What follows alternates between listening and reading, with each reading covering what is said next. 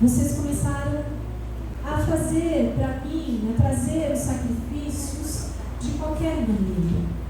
Naquele tempo, Jesus não tinha vindo, o Cordeiro de Deus que tira o pecado do mundo.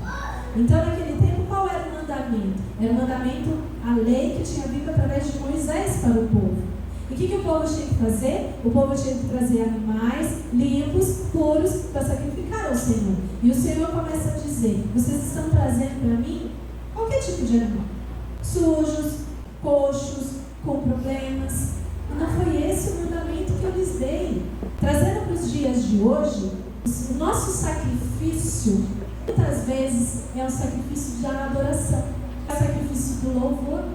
E como muitas vezes nós temos honrado o Senhor, como que muitas vezes nós entregamos ao Senhor a nossa adoração e o nosso louvor? Será que é genuíno, de coração mesmo, é verdadeiro? É o melhor que nós podemos ofertar a Ele? E o Senhor aqui, Ele diz assim, Ele começa a fazer um comparativo. Ele fala assim: o filho honra o pai, o servo honra o seu senhor, e vocês não estão me honrando. E num verso o Senhor diz assim: vai em presença do governador, dos príncipes, dos comandantes da cidade, leva para ele esse presente que você está me ofertando, vê se eles vão receber. E vocês ainda acham que eu estou recebendo aquilo que vocês estão me entregando assim, de qualquer maneira, de qualquer forma? Então, o primeiro ponto é a honra ao Senhor. Nós precisamos honrá-lo verdadeiramente. Uma coisa que nós temos que nos atentar é que, com o passar dos anos, a tendência do ser humano é começar a relaxar com algumas coisas. Natural. Vamos pegar o exemplo aqui, tem bastante crianças aqui, adolescentes. Quando começa o ano letivo, como que vocês começam? Material completo, todos animados, não é? Levam material para a escola, todos felizes, tudo, não falta nada. Como que vocês estão no último mês de aula? Todo mundo se arrastando, não é? Quando a gente trabalha fora, muitas vezes quando a gente fica muito tempo trabalhando na mesma empresa, qual é a tendência de quem é velho de casa? Relaxar, é natural. Vamos comparar com o casamento. Quando a gente acabou de casar, tem certas coisas que a gente não faz, né? Mas e depois que a gente já tem 19 anos de casado? Isso é natural do ser humano. E se a gente não tomar cuidado com Deus também, não vai ser diferente. Mas o Senhor trouxe para mim: intimidade não é sinônimo de desonra. Ou seja, eu posso ter intimidade, mas eu não posso desonrar.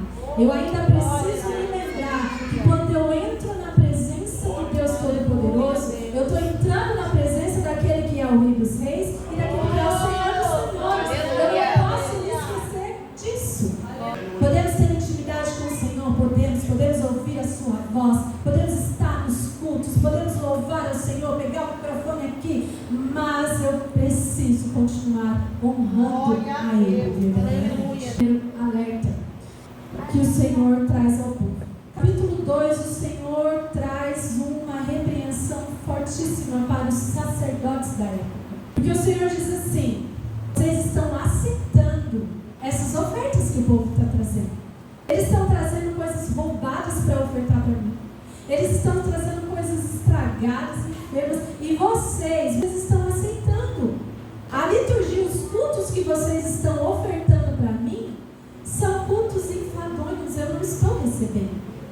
E vocês ainda continuam seguindo os rituais, e em determinados momentos vocês ainda falam: ai, que canseira. E o Senhor traz uma repreensão muito forte. O Senhor fala assim para os sacerdotes: vocês estão corrompendo a aliança que eu fiz com Levi, que foi uma aliança de abundância, de paz e de vida. Vocês estão corrompendo.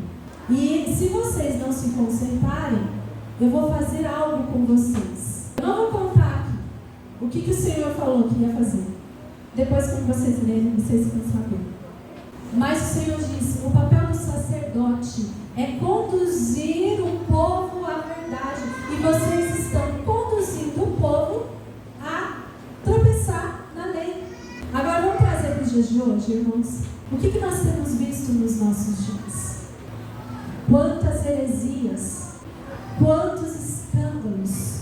Graças a Deus, aqui na igreja, nós temos pastores, nós temos professores que têm nos ensinado à luz da palavra de Deus. Mas se nós olhamos aí fora, tem muitas igrejas, sejam grandes ou sejam pequenas, que estão conduzindo o povo ao erro. O que tem acontecido? E o Senhor trouxe esse alerta para os sacerdotes. Depois ele confronta o povo, porque o povo começou a se misturar com as mulheres estranhas. O povo começou a fazer alianças com outros povos. E o Senhor fala: vocês estão se aliançando com outros povos que adoram outros deuses. Vocês estão profanando o meu altar. E eu pergunto para você: quais são as alianças que você tem feito hoje? Quais são as alianças que você tem feito lá na sua escola, na sua faculdade, ou no seu trabalho? Com quem você tem se aliançado? Foi falado aqui no domingo: cuidado com as mesas que você senta. Você pode se empregar, Jesus falar de Jesus, mas cuidado com aquilo que você participa. A aliança, ela não precisa ser só a aliança de você casar com uma pessoa que não serve ao Senhor. Pode ser uma amizade, pode ser uma sociedade, pode ser N coisas, de você estar se aliançando com pessoas que não servem ao Senhor, servem aos outros deuses. Então, revise isso. E mesmo que em prejuízo, com o rompimento de certas alianças, te traga um prejuízo em alguma área da sua vida, faça isso por fidelidade ao Senhor. Depois o Senhor começa a confrontar o adultério do povo. O que estava acontecendo? Os homens estavam deixando suas mulheres, casando com outras. O Senhor fala: vocês estão sendo desleais com a aliança que você fez com a mulher da sua mocidade diante da minha presença. Vocês não estão sendo leais. Ele diz: se a gente faz a leitura, vai lendo, a gente começa a ver a indagação do povo, como o povo estava cego, o povo não enxergava isso. O povo questionava a falta da bênção do Senhor na vida deles, mas não era capaz de olhar e falar assim: não, peraí, eu estou completamente fora dos estatutos e dos mandamentos que o Senhor nos ordenou. E depois no capítulo 3, o Senhor traz, ele confronta a avareza também do povo. Todos nós conhecemos, não é? Capítulo 3 fala dos dízimos e das ofertas. E aí ele confronta também, porque o povo estava sendo avarento com o Senhor, estava retendo também aquilo que o Senhor deixou como princípio e como mandamento. Não vou me ater muito, porque todos conhecem esse texto. No versículo 14, o Senhor começa assim: as vossas palavras foram agressivas para mim, mas vós dizeis: que temos falado contra ti? O povo estava tão cego, e aí eles começaram a se comparar.